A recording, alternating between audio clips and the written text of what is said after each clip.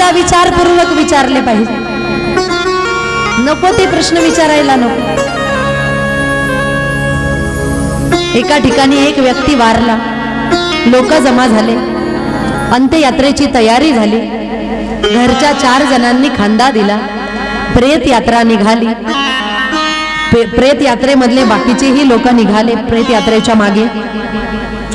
आणि जेव्हा ती प्रेत यात्रा चाललेली होती, रस्त्यामध्ये एक माणूस आला आणि त्याने प्रेताच्या मागे चालणाऱ्या एका माणसाला जवळ बोलवलं आणि विचारलं, का हो, यांना कुठे घेऊन चालला? काय प्रश्न विचारला? यांना कुठे घेऊन चालला? आता कुठे नेत असतील? स्मशानात जाण्यासाठी. ज्याला प्रश्न विचारला तो कमी नव्हता, त्याने उत्तर दिलं, म्हटलं बगीचात फिरवण्यासाठी घेऊन चाललो. कुठे? बगीचात फिरवायला. जसा प्रश्न तसं उत्तर. म्हणून प्रश्न सुद्धा योग्य विचारले पाहिजे.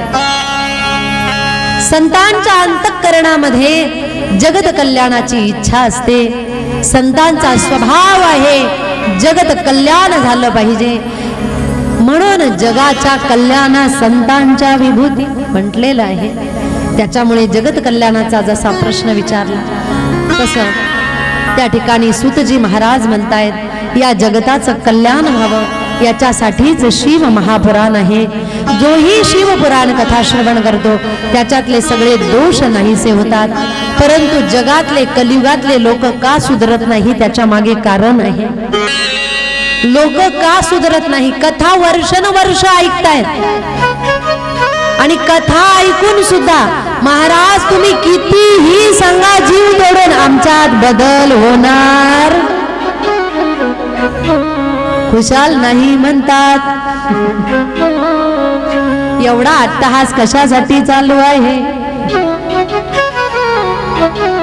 वर्षानुवर्ष चालले, कथा पाठ होऊ लागलेले आहे, पण जीवनामध्ये उतरवल्या जात नाही. त्याचं कारण काय आहे?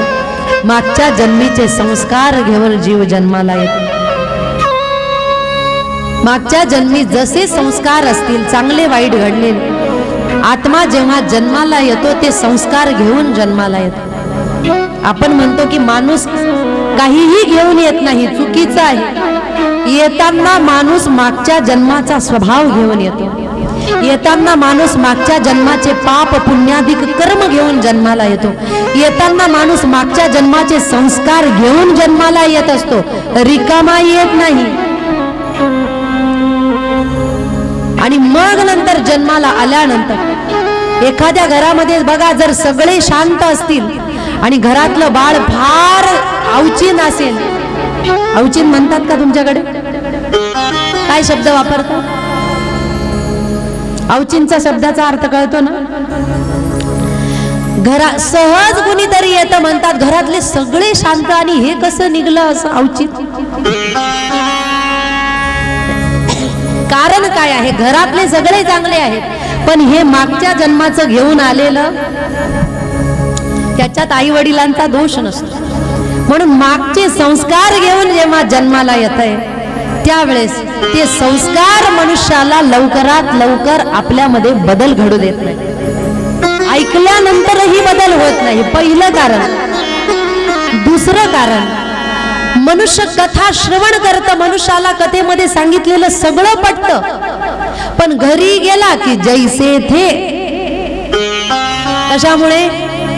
घरातलं वलय जर चांगलं नसेल, आजूबाजूचे लोक जर चांगले नसतील, तर हा व्यक्ती त्या ठिकाणी गेला की जसल्या तसा वागायला लागतो. कथा ऐकली तरीही काही फरक पडत नाही.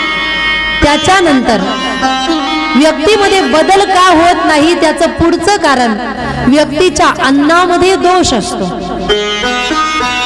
म्हणजे जे अन्न आपण ग्रहण करतो, भोजन करतो, त्याच्यामध्ये दोष असतो. अन्नाच्या मागेही दोष असतात.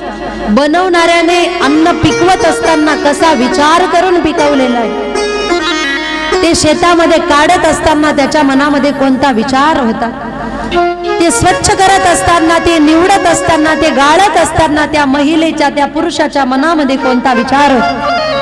त्याच्यानंतर जेव्हा स्वयंपाक केला जातोय आणि घरामध्ये भांडण झालेलं असेल आणि एखादी स्त्री जर कणिक मळत असेल, चपाती बनवत असेल आणि मनातल्या मनात जर घरातल्यांना शिव्या देत असेल, इतके दिवस शांत बसले पण आता अजिबात ऐकणार नाही, आज बघतेच आणि बघतेच म्हणता म्हणता जर चपात्या लाटत असेल तर ते चपातीमध्ये ते सगळं आणि मग एकदा की जेवायला बसलं की ज्या विचारांनी ते पदार्थ बनलेले आहेत, खाणाऱ्याच्या सगळ्या मुखामध्ये गेल्यानंतर ते विचार त्याचे तसे बनत असतात.